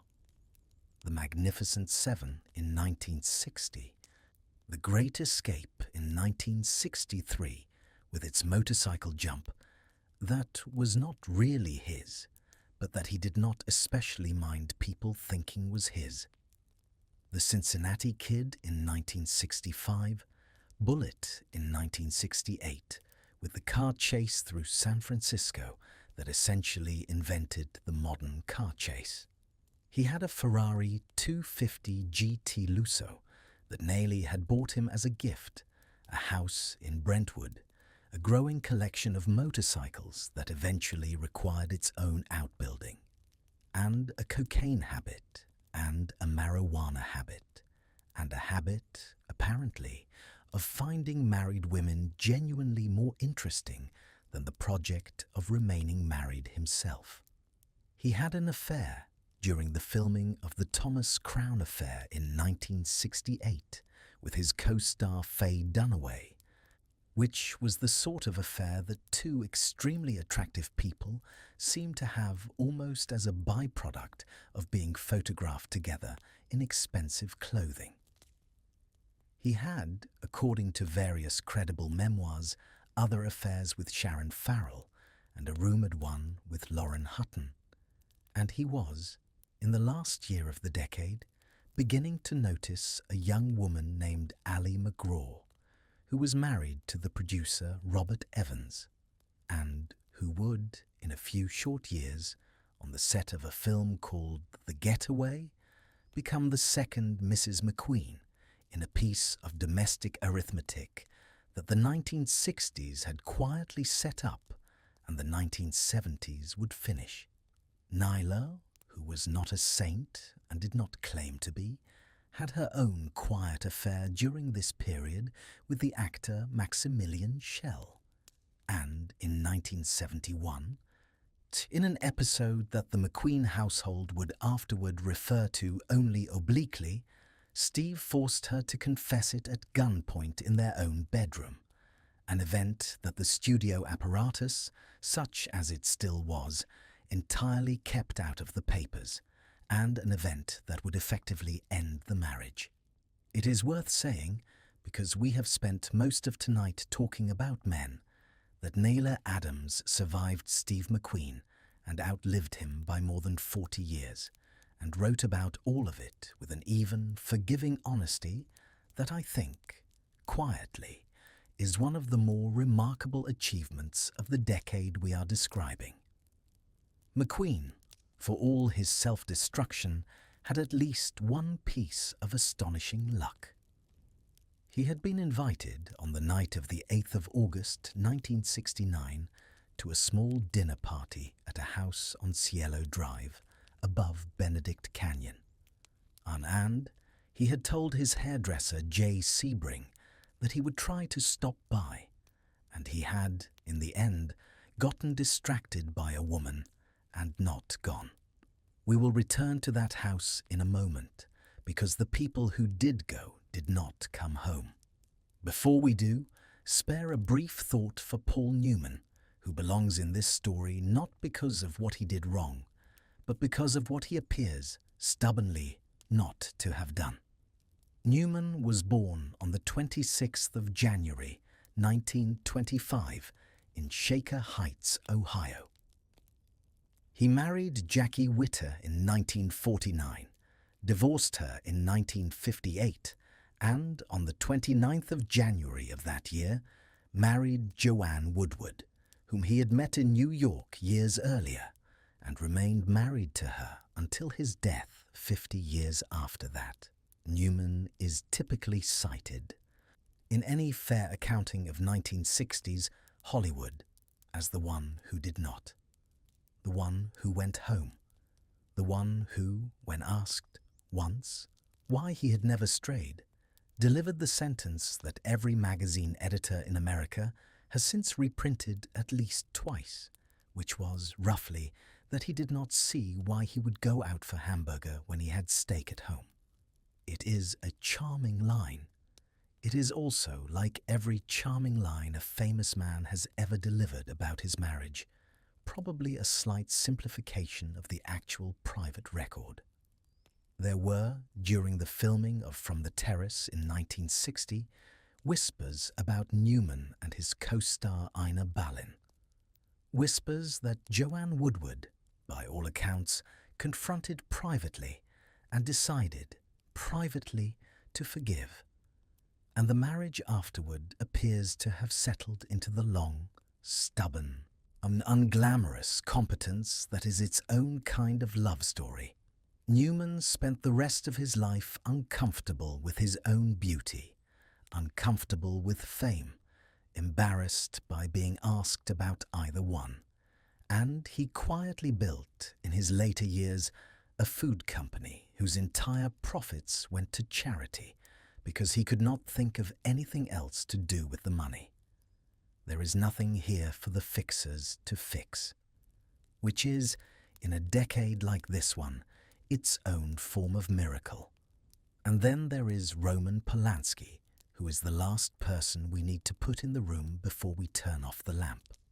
Polanski had been born in Paris on the 18th of August 1933 and spent his childhood in the Krakow ghetto and watched his mother taken to Auschwitz, where she was killed, and survived the war as a small boy hidden by Polish Catholic families, and carried all of that, visibly and invisibly, into every room he ever entered afterward. He came to Hollywood in 1967, already famous in Europe for Knife in the Water and Repulsion, and he met and fell in love with a young actress named Sharon Tate, who had been born in Dallas on the 24th of January, 1943, and who was, by most accounts, one of the kindest and least complicated people in the business, which is not a sentence you get to write very often about anyone in this script.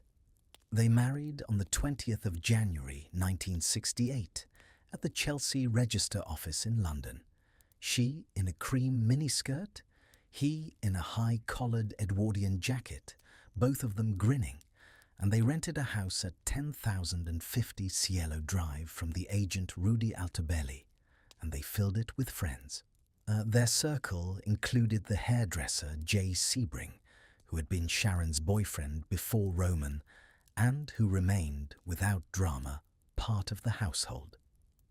It included the writer Wojciech Frykowski and his girlfriend Abigail Folger, heiress to the coffee fortune.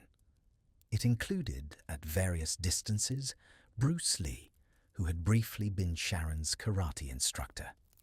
It included, up the canyon at 7708 Woodrow Wilson Drive, Mama Cass Elliott, whose house was one of the great open houses of late 1960s Los Angeles, and around whose kitchen table an astonishing cross-section of the decade quietly passed through. Sharon was 8.5 months pregnant, with a son she and Roman had already named Paul on the night of the 8th of August 1969, when Charles Manson sent 4 young people up the hill with knives.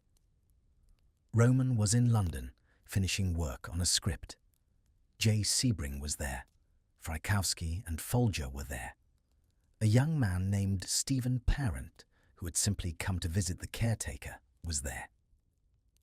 By morning, all of them were dead, And the following night, the Manson group killed Leno and Rosemary LaBianca in their home in Los Feliz. And by the end of that week, the city of Los Angeles and the business that lived inside it had changed in a way that no press release was going to undo. The investigation that followed did something the fixers had been dreading for 40 years. It opened the doors. It read the mail. It inventoried the medicine cabinets. It interviewed the housekeepers and the pool cleaners and the neighbors, and it recorded in police files that became, eventually, reporters' files, what the private life of late 1960s Hollywood actually looked like. The drugs in the drawers, the open marriages, the home movies, the occult curiosities, the astrology charts, the vague dabbling in things people had read about in paperbacks. Gossip that the studio apparatus had been burying for a generation suddenly had a homicide case number attached to it. And a homicide case number is the one kind of paper that a studio cannot buy back. The Manson trial ran through 1970 and into 1971, and the prosecutor, Vincent Bugliosi, wrote a book about it called Helter Skelter, and the book sold in numbers that the whole decade of Confidential magazine had never approached, and the lesson was absorbed rapidly by every editor in publishing. People would pay to read about this town, not the fairy tale version, the real one. By 1972, Kitty Kelly was already sharpening her pencils. By the end of that decade, Albert Goldman would be publishing 800-page biographies that read like autopsy reports, and Peter Evans would be assembling dossiers on Ari Onassis, and every retired publicist in Beverly Hills would be getting phone calls from young reporters asking them politely whether they would like to explain, on the record, what had really happened in the summer of 1962. And the apparatus that would have stopped all of that was not there anymore. Eddie Mannix had been dead since October of 1963, a fact we noted earlier and are only now ready to fully absorb. Howard Strickling had retired in 1969, at the age of 73, after 36 years of running MGM publicity, and he was at home in Chula Vista, tending his garden, giving the occasional guarded interview to biographers who were polite enough to knock. The morality clause still existed on paper in many studio contracts, but no studio by 1970 had the financial leverage or the cultural authority to enforce it, because the studios themselves were being sold to conglomerates, to parking lot companies, to oil men, to people who did not care who their stars slept with as long as the quarterly numbers held. Confidential magazine was a memory. The Polo Lounge was still open, but the man on the phone in the corner booth was now just as likely to be an agent as a fixer. And the thing he was negotiating was now as likely to be a book deal as a cover-up. I want to leave you, before we close, with one quiet image. In the Culver City offices that had once belonged to MGM Publicity, on an afternoon sometime in the early 1970s, a junior staffer was given the job of cleaning out an old file cabinet. The cabinet was locked and nobody could find the key, so it was forced. Inside, in manila folders, were decades of carefully typed memoranda, handwritten notes, photographs, receipts, names, addresses, dates. The staffer did not read them. He did not have the clearance, and he also, honestly, did not have the interest. He put them into cardboard boxes, and the cardboard boxes went into a truck, and the truck went somewhere, and nobody alive today knows exactly where. A single lamp was burning on a desk in that office. Dust was rising in the afternoon light. And the private life of 1960s Hollywood, the version none of us were ever supposed to see, was already, quietly, on its way out the door. And so, as that truck pulls away into traffic, we will never trace. Let us close our own folders, slowly, one by one, and place them back into the drawer. Think, for a moment, of all the rooms we visited tonight. The morgue in Culver City, where Eddie Mannix and Howard Strickling kept their quiet, stubborn archive of other people's worst nights. The Villa Papa in Rome, where Elizabeth Taylor and Richard Burton discovered that the thing between them was larger than a studio's checkbook. The yellow stucco house in Brentwood on the morning of the 5th of August 1962, where the telephone rang too late and the police were called even later. The pine-scented shadows of Cielo Drive. The blue pool at the castle on Beverly Crest Drive, where Rock Hudson floated, quietly, in a life he was not allowed to name.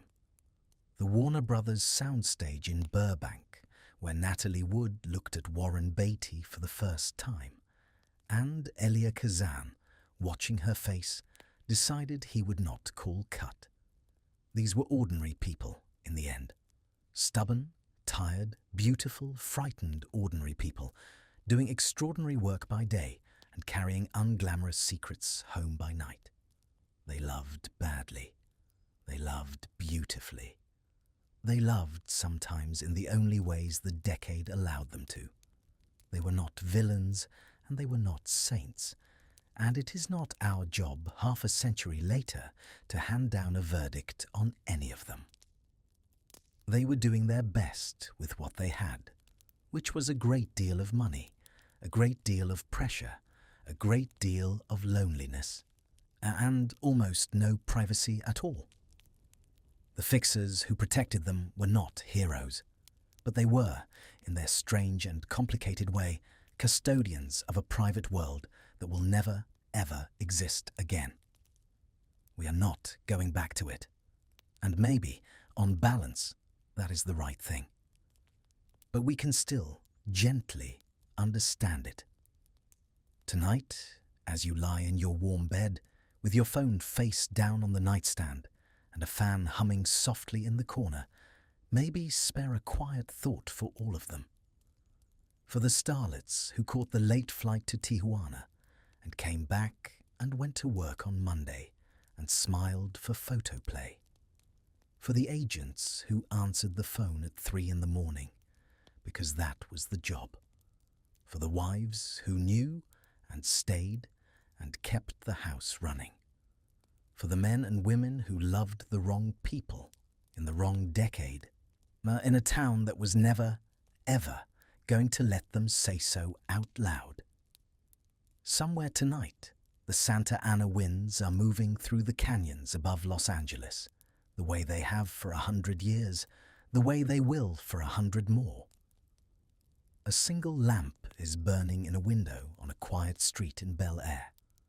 A black Cadillac is idling somewhere in a driveway lined with jasmine. And the whole long, stubborn, beautiful, impossible story of 1960s Hollywood is folded back into its drawer, and the drawer is closed, and the light goes out. If you would like another lamp to turn on when this one dims, there is a slow journey through 1950s. Hollywood waiting on the channel from the years before the scandals broke the surface. No rush. It will be there tomorrow and the night after that. For now, sleep deeply. Now sleep without the weight of anyone's secrets, least of all your own. Good night.